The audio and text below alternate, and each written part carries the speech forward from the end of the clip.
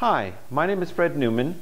I'm the owner of the View Camera Store, and today I'd like to talk about the BTZS power dial, which is basically a little paper exposure calculator. Now the first thing I suggest doing is, as you know, I'll show you a close-up in a minute, but you want to set the film speed right here, the ISO. Let's say we're doing a 400 speed film. I'd recommend taking a piece of magic tape, folding over a corner, and then taping down it over here so that the wheel can't really move. You just got to carefully place it and just touch it down there so it won't move. Because this way when you turn the dial, you won't be changing your film speed. And if you want to change it, let's say I have it set for 400, you want to change it to 100, you've got a little corner here to pull it off and set it up that way for the next film speed. So you need a power dial. I'd recommend having a small notebook to write all your information in. And you're going to need a meter. I use an incident meter, and whether you use an incident or a spot meter doesn't matter. What you want to do is set your meter on ASA 100 or ISO 100, and you want to set it on the exposure value scale. I like these meters because it's real friendly, because you've got f-stops and shutter speeds. You just push the little button here and you're on the EV scale.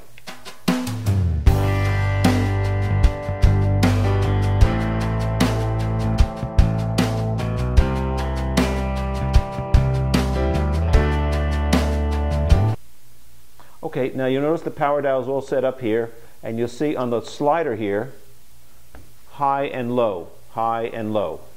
Okay, now the thing is, you want to take your meter readings. Let's say we had, for incident, let's say we had 10 and 12.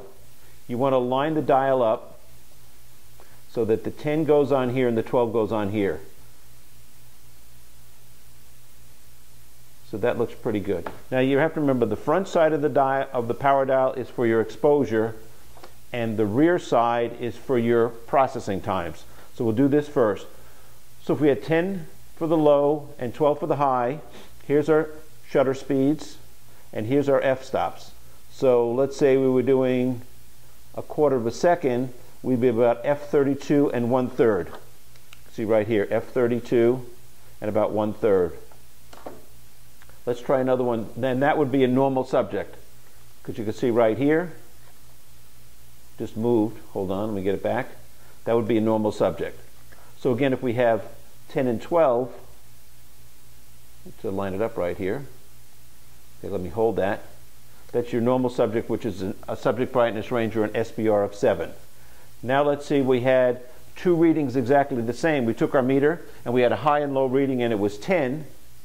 You can see it right there. We're going to line it up here. The 10, an EV value of 10 for both high and low, right here. That gives us a subject brightness range of 5. The way you could figure that out mathematically is you're taking the high value, subtracting the low value, and adding 5. So for the first example, we had 12 for the high, 10 for the low. 10 from 12 is 2.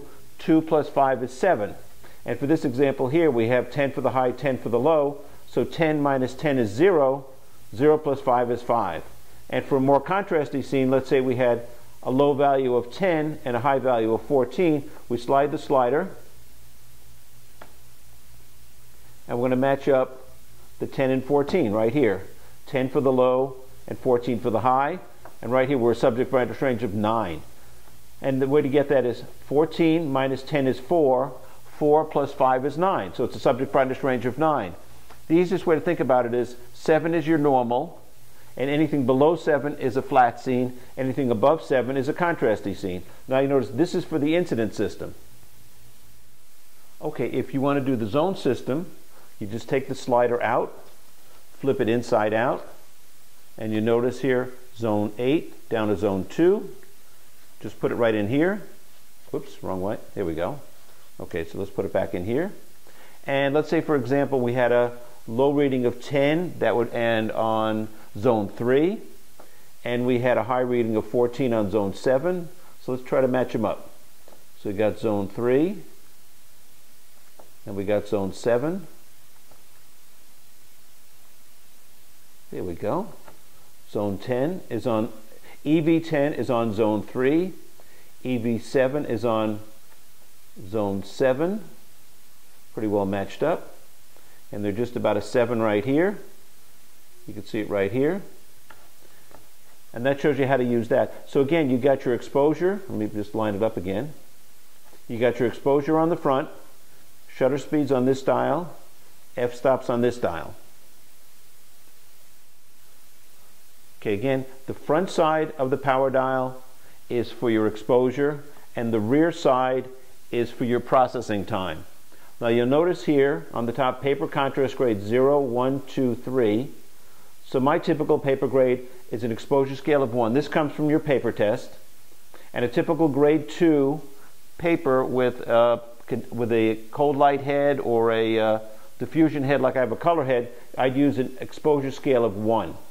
Now you notice the 1 goes down to here, and you notice this little line right here, this little edge right here. So you're going to go down to this edge, and you're going to follow this up to here, and right here it's 0.5. Let me do another example, and then we'll look at the film test chart. Let's say we had a subject brightness range of 5. Again, for me it would be a 1. Go all the way down to here, and you go up here. That would give you an average gradient of 0.7. And let's try a 9. We're going all the extremes. So we go again 1 down to here, and it's just sort of in between here a little bit. So it's between 3.5 and 4. So this is probably about a 3.9, an average gradient of 3.9.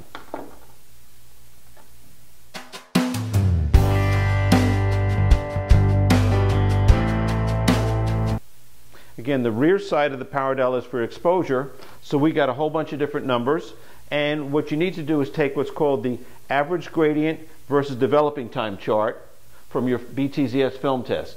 So you're actually using the film test for all the information, and this is done at 0 flare, and this was a test that I did for T-Max 400 with Ilford DDX 1+9 at 75 degrees in the BTZS tubes.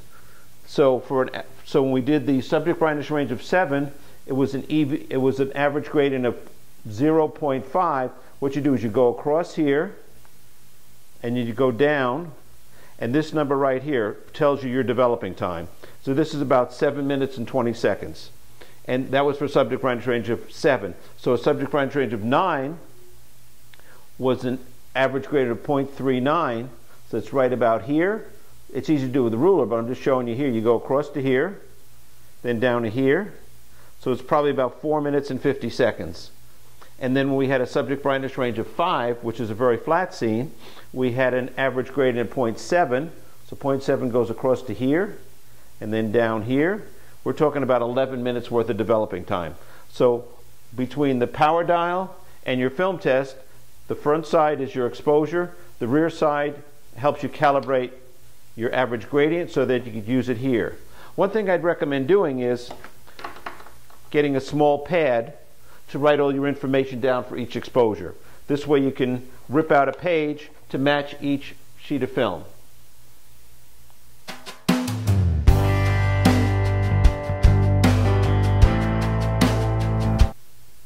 Okay, so for your metering, you want to make sure that your film speed is set for ISO 100 when you're using the power dial. And this meter is very convenient because it's got a little button here for changing to the EV scale. So the reading I just took would be EV 8.1. Very simple, just click the button, 8.1. So my EV is right here. You may have to do some adjustment on different meters. This meter is just very friendly for doing BTZS. Some of the meters, like some of the Seconics, you got to go in the back and there's little switches and you have to adjust them. You have to check with your manual. But I say you want to be on the ASA 100 or ISO 100, and you want to be on the EV scale.